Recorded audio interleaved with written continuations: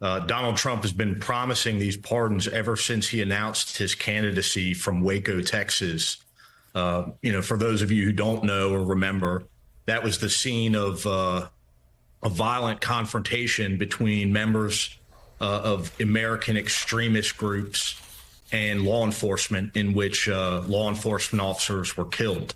And Donald Trump saw that as a fitting place to announce his candidacy. So I fully expected this to happen, and the American people voted for it. So you got these protective orders yesterday, I understand. Why did you feel compelled to do that? Can you talk about some of the threats you felt for you and your family? Well, first, I haven't obtained them yet. I'm going through the process. Unfortunately, it doesn't look like it's going to be as easy as I'd initially anticipated. That being said, listen, once these guys were pardoned, and let's talk about the individuals that were pardoned. Daniel Rodriguez, sentenced to more than 12 years in prison after he pled guilty and admitted to using a taser device, applying it to the base of my skull numerous times while I was being restrained in a crowd and assaulted. Albuquerque Cosper Head from Tennessee placed me in a headlock, pled guilty. This is the rioter that, if you watch my body-worn camera footage, yelled out, "I've got one," as he dragged me out into the crowd.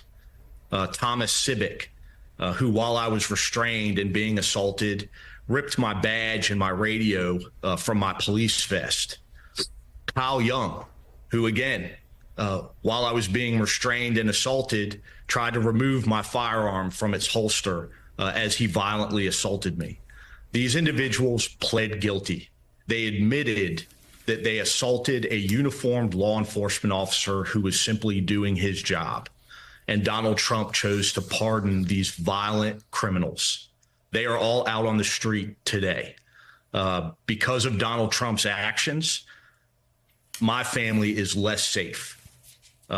We have suffered threats and acts of violence almost immediately after my congressional testimony in the Select Committee hearing. In fact, I didn't even make it through my testimony before I received the first threatening phone call.